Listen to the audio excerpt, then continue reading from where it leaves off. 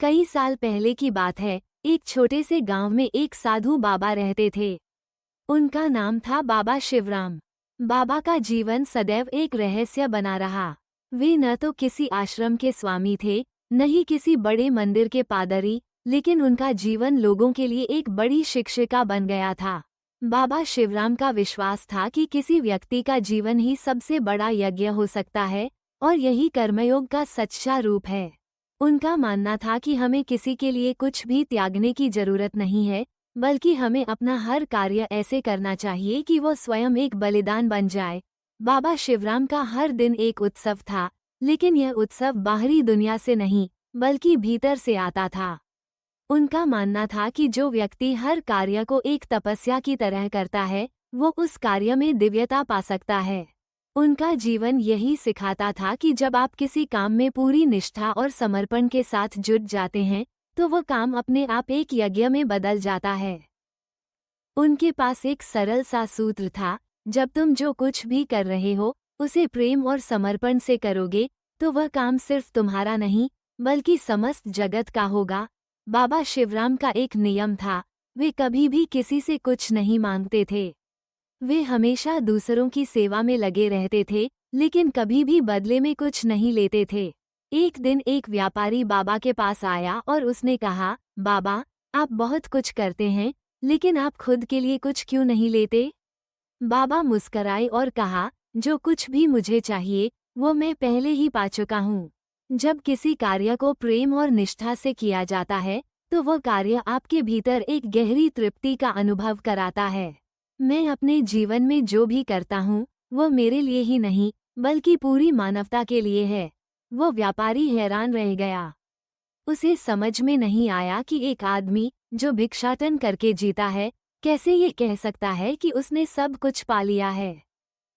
लेकिन फिर भी उसकी जिज्ञासा बढ़ी और उसने बाबा से पूछा, आपके जीवन का उद्देश्य क्या है?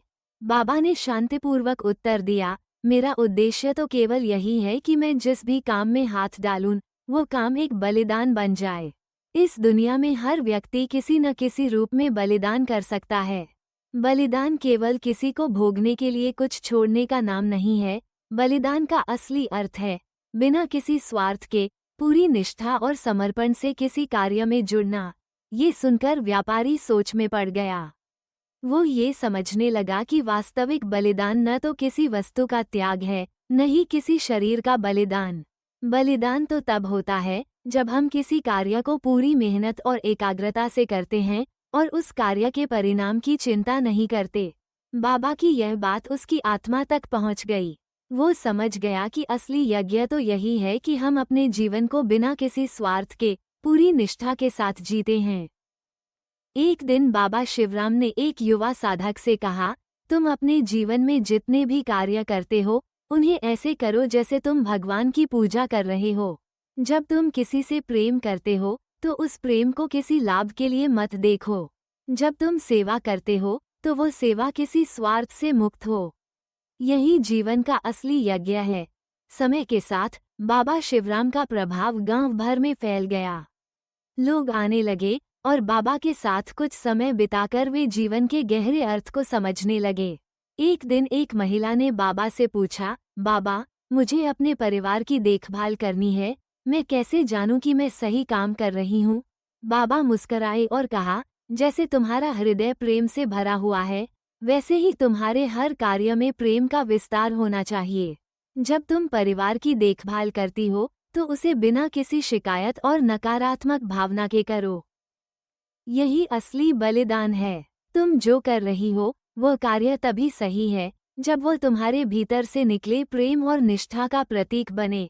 बाबा की यह शिक्षाएं लोगों की जिंदगी में चमत्कारी बदलाव लाने लगीं। धीरे धीरे पूरा गांव एक बड़े यज्ञ की भूमि में बदल गया, जहां हर व्यक्ति अपने अपने कार्यों में डूबकर जीवन को सार्थक बना रहा था। एक दिन बाबा ने अपने शिष्यों से कहा, तुम जो भी काम करो, उसे पूरी तन्मयता और सच्चाई से करो। जब तुम जीवन को एक यज्ञ के रूप में जीने लगोगे, तो तुम्हारा हर कदम, हर कर्म अपने आप एक बलिदान बन जाएगा। ये संसार तुम्हारा यज्ञ भूमि है और तुम्हारा हर कार्य भगवान के लिए चढ़ावा है। और इस प्रकार बाबा शिवराम के साथ बिताए गए समय ने लोगों को ये सिखाया कि बलिदान केवल बाहरी कृत्य नहीं है, बल्कि यह हर दिन के कार्यों में निहित होता है। जब हम अपने हर कर्म को एक साधना और तपस्या मानते हैं, तो वो हमारे जीवन में शांति, आनंद और संतोष का कारण बनता है।